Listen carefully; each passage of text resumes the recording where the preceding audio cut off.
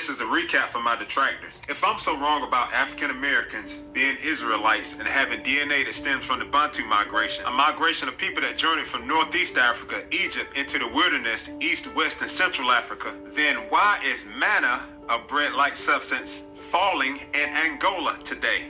Can you answer that? Yeah, you heard me. Why is manna from heaven, Exodus 16, falling in Angola? This is the same place, like I said, this is a recap, where King Leopold told his Christian missionaries that the people here, our ancestors, already knew God. And also, this is the same place where the Bakongo people or Congo people came from that engraved the holes in the floors and also put the ancient Hebrew writing on the pews at the First African Baptist Church in Savannah, Georgia. So, if I'm spreading false information, then how do you explain this? Manna that falls every Wednesday and Friday at the Limba Adventist station in the southern part of Angola. Manna has been falling in this drought-stricken area since 1945, and we praise God for providing to His people. We have always had a poor harvest in this area, but God has always provided for His people. My sister can testify that they survived on manna when times were hard at the Limba Adventist Mission. Until today, people are still eating it. Curiosity killed the cat, and so Sid Media's director, Noel Sibanda, visited the area in the southern part of Angola to get the first-hand information. And as they say, the proof of the pudding is in the eating.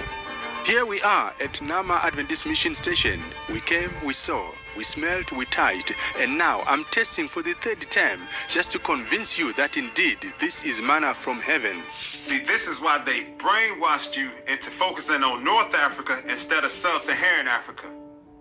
I see what the brainwashing is. The brainwashing is in this man who hates being African so much that he want to attach himself to the slightest thread of Israelites, the slightest thread of the Bible. So let's break this down, if you will.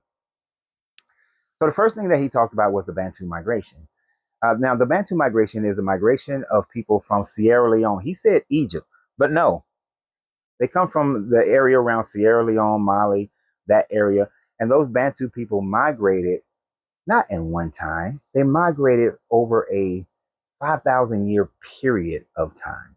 As a matter of fact, the Bantu migration began before there was ever such thing as an Israelite. I want you to think about that for a second.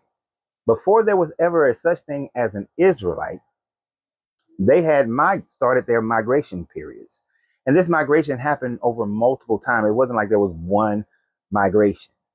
Like there was a migration in the 1500s. That 1500 migration puts them 200 years prior to an Israelite, well, 300 years before an Israelite is ever mentioned in history. Before Pharaoh Merneptah ever mentioned an Israelite.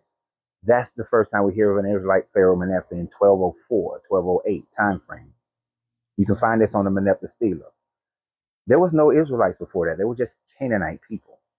Now, what's interesting is that because they were migrating in the 1500s to 2000s BCE, and it had continued migrating over and up until around 1500 CE, these migrations happened with different groups of different people at different time frame, not just one group. Now, what he's holding on to is the Limba people. So the Limba people who claim that they have Israelite heritage. Now, here's what's funny. They never really claimed this until after they discovered the colonization, after they were colonized.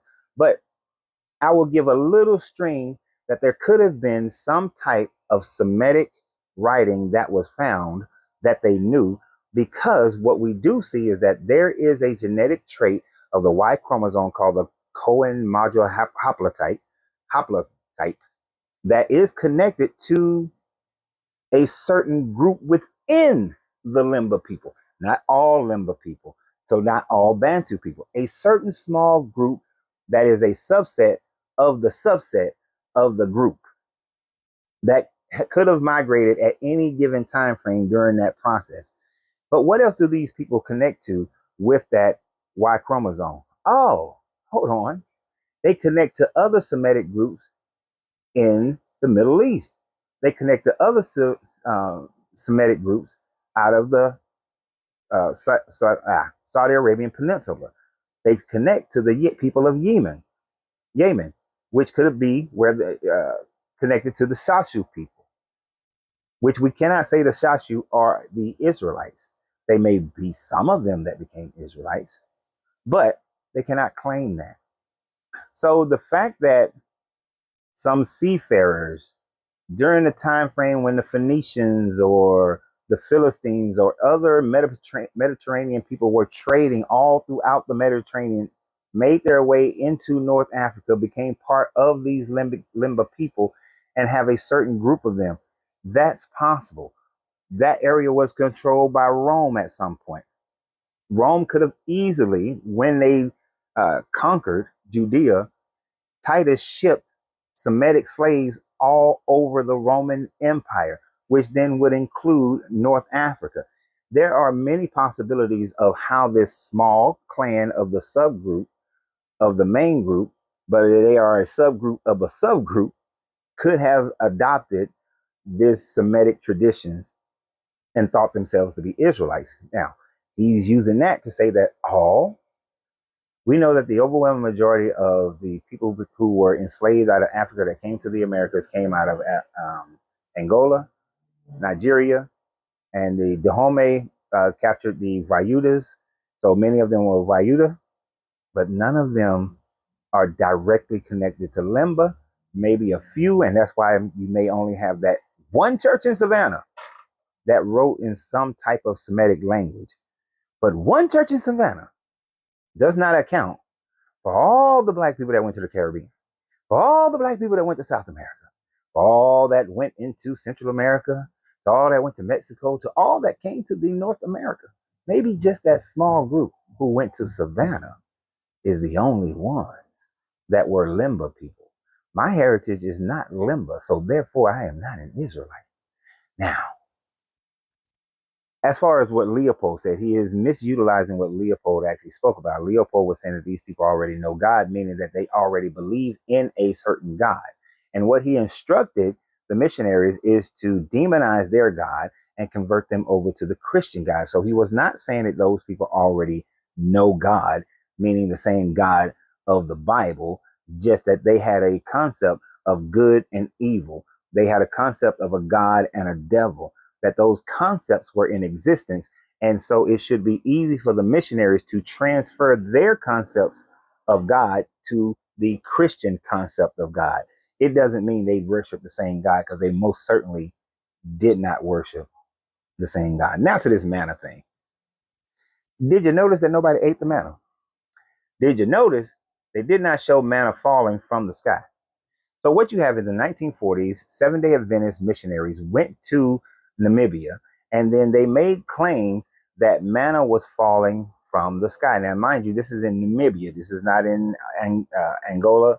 This is not in, what parts of it is Angola, but not in Nigeria, not in the Wayuda people, but just in this small little group. And they are claiming this. The Seventh-day Adventists claim that in 1940s that manna was falling from heaven. Was there any scientific proof of it? No. Was there any recordings of it? No. So we have no video. We have no proof whatsoever. No scientific proof has been done. Now, during the Angolan wars, for 20 years, the manna stopped. But since 2022, they've been claiming that it falls on Wednesdays and Sundays. Have there been any manna that has fallen that somebody recorded? No. Those people who were there, did they record it? No. You didn't see any manna falling from heaven. There is no outside claim, no credible claim that demonstrates that manna from heaven is falling. This is just a claim by the Seventh-day Adventist Church, and it is supported by absolutely nothing, which makes it a bunch of bullshit. And yes, religious people will lie in order to convince people that their God is real. So that man is just fooling himself. I mean, self-hatred is an amazing thing, but I love my ancestors. I love the fact that some of them, that they survived through the tyranny of slavery. I love the fact that some of them fought against slavery. I even love the ones that bewittingly participated in it. People are people, and people are always going to do whatever their culture is doing at that time frame. Do I think they were wrong morally? Of course, slavery is wrong. I don't care what time frame it is. But hey, I'm not going to disregard them just so that I can fit into some bullshit book. So y'all have a great day.